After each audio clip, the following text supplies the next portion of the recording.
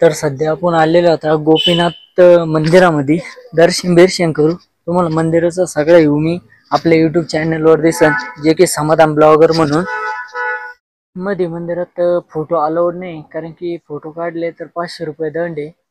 गोपीनाथ अथवा रुद्रनाथ के नाम से पदरित है, म्हणजे ते त्या नावाने पदरित आहे। नंतर मग बद्रीनाथ तथा केदारनाथ के पंचिक यात्रा मार्ग पर सती देह, म्हणजे जे की आपण केदारनाथला जातो ना त्या मार्गावर हे मंदिर प्रसिद्ध आहे। जे की इथं भरपूर लांबून लांबून भाविक भक्त पण येतात, काही यात्री पण येतात। तर बघा, तुम्हाला मंदिराचा सगळा मी व्ह्यू बाहेरून दाखवून देतो, कारण की मंदिरात जे आहे ना तर फोटो काढण्यास मनाई आहे, 500 रुपये दंड पण आहे।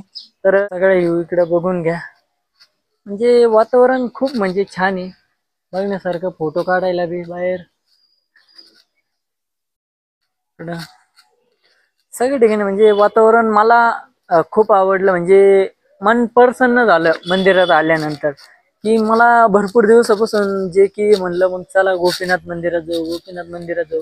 पण आज पहिल्यांदा असं मला वाटलं की चला दर्शन करू आणि जाऊ मग पुढं। बाकी काही विषय नाही।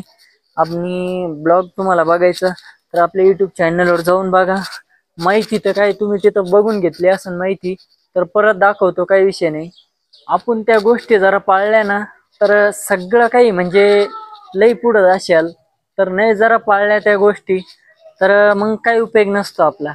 ज्या गोष्टी मंदिरात लिहिलेल्या असतात, ज्या की मंदिरात फोटो काढण्यास मनाई आहे, तर तरी पण लोक ऐकत नसतात। मग जेव्हा दंड पडतो ना तेव्हा लोकांना समजतं जे की मंदिरात फोटो काढणं अलाउड नाही। काही काही गोष्टी असतात जो ऐकून घेतो त्याला समजून जातं, बाकी काही विषय नाही। कृपया इथं पण लिहिलेलं आहे, जे की इथं लिहिलेलं होतं पण मला लक्षात नाही माझ्या, कृपया त्रिशूल को हिला के दर्शन करके जाय। तर चला आपण त्रिशूलचं दर्शन घेऊ। दर्शन घेतलं, चला आता परत बाहेर जाऊ। इथं तर काही नाही, पण जे मेन मंदिर असतं ना तिथं ते हे, तरी पण काही विषय नाही। कोणाला कोणाला काही गोष्टी समजत नसतात, तर माझी खूप दिवसापासून इच्छा होती बा की इथं यावा, मन प्रसन्न होईल, काही विषय नाही। येऊन निवांत मला खूप छान पण वाटलं, बाकी काही विषय नाही। परत तुम्हाला जी माहिती वाचण्यासाठी दाखवायची होती ती पण माहिती मी मंदिराची विषय ती दाखवून देतो तुम्हाला परत एकदा। जसं केदारनाथचं भोलेनाथांचं मंदिर आहे ना, तसंच इथं गोपीनाथ मंदिर, म्हणजे जसं केदारनाथला तसं मंदिर आहे ना, तसंच आपल्या गोपेश्वर मध्ये गोपीनाथ हे मंदिर आहे। तर हे की 1000 वर्षापूर्वीचं मंदिर आहे। तर तुम्ही एकदा नेटवर सर्च करून बघा, मंदिराचा दृष्टिकोन सांगण्यासारखा म्हणजे खूप मोठा आहे। तो मला सुद्धा एवढा माहिती नाही, तरी तुम्ही गुगलला सर्च करून बघा। तर माझ्या व्हिडिओच्या माध्यमातून मला जेवढं माहिती होतं मी तेवढं सांगून दिलं।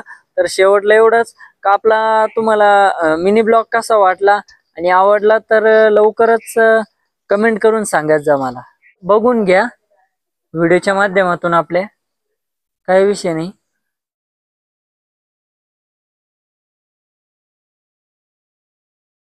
पूर्ण माहिती वाचल्यानंतर मला युट्यूबला कमेंट करून सांगा तुम्हाला माहिती कशी वाटली काय। जे की इकडं देवीचं मंदिर पण आहे छोटस। गोपीनाथ मंदिराच्या विषयी जरा सांगायला गेलं ना खूप काही मोठी माहिती आहे, पण मी आता ती एक तर गुगलला चेक करून बघल, ती माहिती सगळी टाकल। तुम्ही जाऊन युट्यूबला बघा, तसं मंदिराचा मी पूर्ण व्हिडिओ तर काढलेला आहे, बाकी काही विषय नाही। तर एवढंच सांगतो का या आले कधी उत्तराखंड मध्ये तर नक्की या।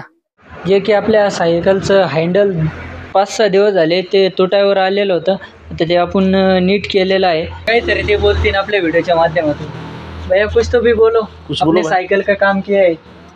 साइकिल का काम किया भैया का, मैंने बहुत परेशान थे भैया, और कोई नहीं कर पाता यहाँ पे, ठीक है ना। तो मैंने इनकी मदद की है, अच्छी बात है। मतलब यात्रा पूरी शुभ हो इनकी, ठीक है ना, यही बोलना चाहता हूँ मैं।